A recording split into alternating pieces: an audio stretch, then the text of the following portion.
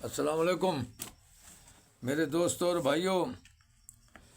مسلمان ہمیشہ نیک کاموں کی تلقین کرتا ہے اور برے کاموں سے منع کرتا ہے، اور مسلمان کبھی فرقہ بندیوں میں پڑھ کر ان لوگوں کی طرح نہیں ہو جاتا جو اس کے بعد ان کے پاس واضح نشانیاں آ چکے تھے، پھر وہ اختلاف میں پڑ گئے۔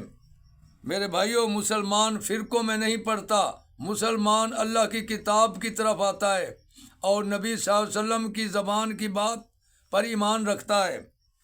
میرے بھائیوں، مسلمان خوشحالی میں بھی اللہ کی راہ میں خرچ کرتا ہے اور تکلیف حال میں بھی اللہ کو یاد رکھتا ہے۔ میرے بھائیوں، مسلمان ہمیشہ غصے کو ضبط کر لیتا ہے، گالی گلوچ نہیں نکالتا غصے میں۔ میرے بھائیوں، مسلمان صبر کرتا ہے اور مسلمان لوگوں کو معاف کر دیتا ہے۔ مسلمان اگر کبھی غلطی سے کوئی بے حیائی کا کام کر بیٹھے تو فوراً توبہ کر لیتا ہے۔ میرے بھائیوں، مسلمان کی صفت ہے یہ۔ مسلمان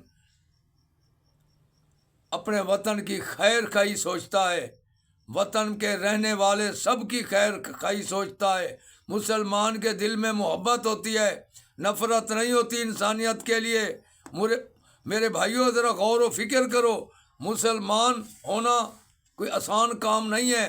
جب مسلمان ہو جاتا ہے وہ بک جاتا ہے اللہ کے راستے میں، اللہ کے قانون پر بکا ہوا ہوتا ہے، اپنی مرضی نہیں کرتا، نہ اپنی مرضی سے کھاتا ہے، نہ پیتا ہے، نہ جیتا ہے۔ وہ اللہ کی رضا کے لیے پیتا بھی ہے، کھاتا بھی ہے، مناسب کھاتا ہے، مناسب نعمتیں کو خرچ کرتا ہے، اللہ کی رضا کے لیے زندہ رہتا ہے، اللہ کے قانون کو مان کر لوگوں تک پہنچاتا ہے۔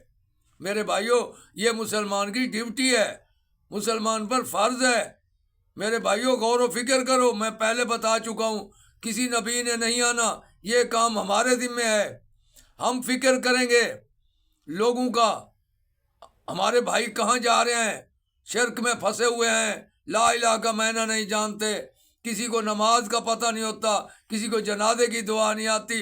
میرے بھائیوں، جماعت میں جب جاتا ہے انسان ایک دوسرے کی بھلائی کرتا ہے، ایک دوسرے کو نماز سناتا ہے، ایک دوسرے کو غور و فکر کرتا ہے، بھلائی کی کام کرتا ہے، دوسروں کو برائی سے منع کرتا ہے۔ میرے بھائیوں، یہ حکم ہے، اور خود بھی عمل کرتا ہے اور لوگوں کو بھی اچھے عمل کی دعوت دیتا ہے۔ میرے بھائیوں، یہ اہم کام ہے، اس کو کام سمجھ لو، کام سمجھ لو میرے بھائیوں۔ وآخر دعوانا ان الحمد